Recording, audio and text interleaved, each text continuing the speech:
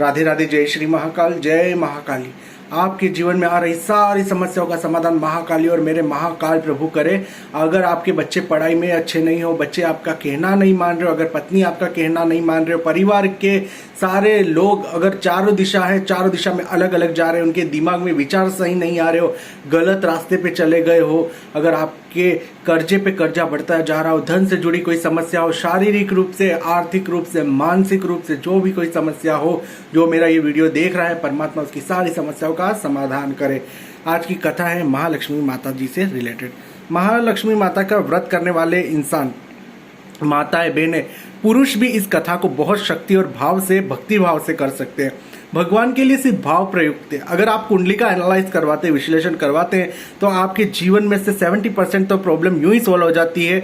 आपको मैं बता दूं 70% तक जो समस्या आती है आपके घर के वास्तु से रिलेटेड होती है और बाकी जो बचा कुंडली के ग्रहों से रिलेटेड होती है। अगर आप ये दोनों चीजों का सॉल्यूशन करवाते हैं, अच्छे एस्ट्रोलॉजिस्ट से बताते हैं, जो जानकार इसमें पारंगत हो उनको बताते, तो वास्तव में आपकी आने वाली सारी समस्याओं का समाधान हो जाता है। मैं आपका अपना एस्ट्रो आचार्य राजा उपाध्याय। तो शुरू करते हैं आज की कथा। इससे पहले अगर आपने अभी तक मेरे चैनल को सब्सक्राइब नहीं किया है, लाइक नहीं किया, शेयर नहीं किया, तो जल्दी से कर दीजिए।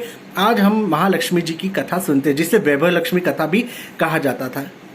एक ऐसा गांव है जहां पे शीला नाम की एक स्त्री रहती है। वह अपने पति के साथ रहती है। शीला माता लक्ष्मी की बहुत बड़ी भक्तन है, बहुत भक्ति करती थी। उसके पास पर्याप्त जो था वो चीज सब देवी देवताओं के आशीर्वाद से उसे प्राप्त हुआ था। उसका पति मेहनती था, लेकिन वह थोड़े दिन के बाद शहर में शिफ्ट हो गई, मतलब थोड़े दिन बाद शहर में जाके रहने लगी। वहां रहने के बाद उसके जीवन में एक अधूरा सा पन रहने लगा, जो गांव की स्थिति और शहर की स्थिति दोनों में रात दिन का अंतर हो जाता है। तो शीला को धीरे धीरे वहां मन नहीं लगने लगा। तो वह सोचती है कि मेरे जीवन में माता की भक्ति के अलावा कोई धर्म नहीं रह गया। तो वह धीरे धीरे क्या भक्ति भाव को कम कर देती है। अब ऐसा होने के कारण वह अपना सब कुछ खो बैठती है। उसका पति जो है वह अय्याशियां करने लग जाता है, जुआ खेलने लग जाता है, गलत संगतों में पड़ जाता है, गलत चीजें खाने लग जाता है, धूम्रपान करता है।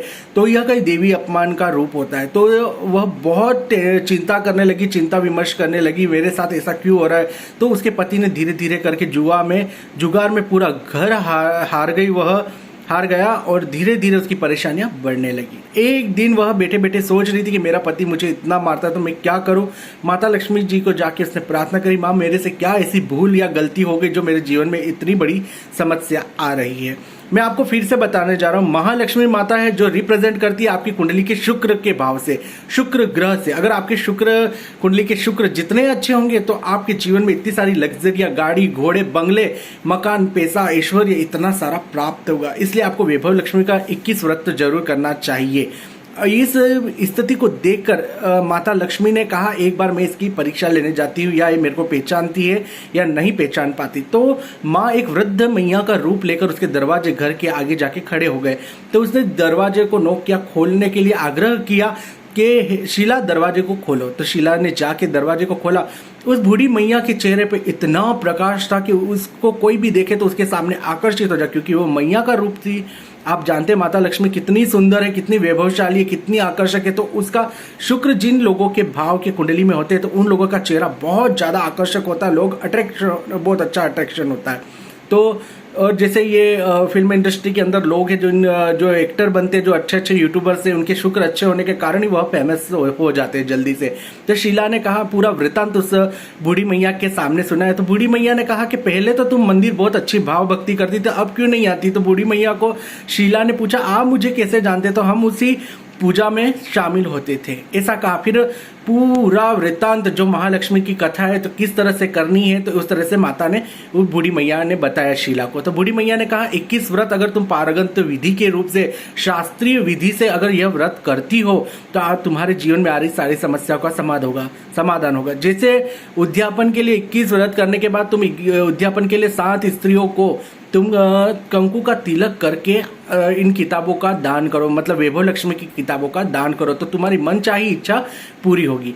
पहले दिन व्रत किया, दूसरे दिन व्रत किया, तीसरे शुक्रवार को व्रत किया, चौथे शुक्रवार को व्रत किया। ऐसा करते करते 7 शुक्रवार निकल गए और शीला ने अच्छी भाव भक्ति से उसे व्रत को किया।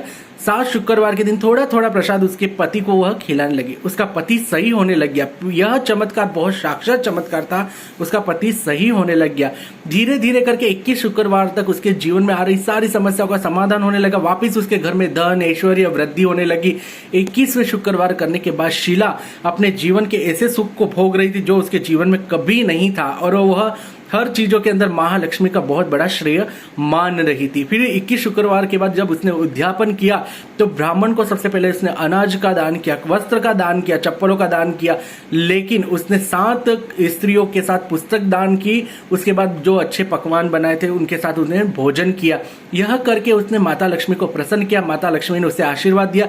जिस तरह शीला ने मेरे व्रत को किया, ऐसा कोई दूसरा जातक इस व्रत को करता है, ऐसा कोई भक्त मेरे व्रत को करता है, कथा को सुनाता है, कथा को सुनता है और कथा को दूसरों को भेजता है, तो इस जीवन में आ रही सारी समस्या को उसका समाधान होगा। पैसों से जुड़ी समस्या के लिए आपको तो 21 ये शुक्रवार का व्रत जरूर करना चाहिए और वैभव लक्ष्मी का पाठ करना चाहिए। वैभव लक्ष्मी माँ का कथा बहुत सरल है। अगर आप उस दिन व्रत नहीं कर पाते तो भी आप शुक्रवार के दिन महालक्ष्मी जी की पूजा अर्चना जरूर कीजिए। और शुक्रवार के दिन कांच के गिलास के अंदर 5 कपूर को पाउडर को पीस कर आप घोल कर पूरे घर में छाट दीजिए। फिर देखिए दक्षिण दिशा में छाटिए सबसे पहले। फिर देखिए अगर आपके धन से रिलेटेड प्रॉब्लम होगी तो वह दूर हो जाएगी। महालक्ष्मी जी कहते हैं इस शुक्रवार का व्रत करने से मानस सभी अच्छे सुख को भोग कर वैकुंठ में जाता है, और माता लक्ष्मी की जो भी पूजा करता है उसके जीवन में सारे सुख मिल जाते हैं। जिनके संतान नहीं होती उन्हें संतान की प्राप्ति होती है, ऐश्वर्य की नहीं हो तो ऐश्वर्य की प्राप्ति होती है, जो दरिद्र हो दरिद्र उसका दुख दूर होने लगता है। इस कथा को आगे से आगे शेयर कीजिए, जिससे कोई गरीब इंसान हो तो इस कथा को सुनकर अपने जीवन में परिवर्तन ला सके। चैनल को लाइक शेयर सब्सक्राइब जरूर कीजिएगा। बेल आइकन को प्रेस कीजिए जिससे हमारे आने वाले वीडियो आप तक पहले पहुंच सके। जय महालक्ष्मी।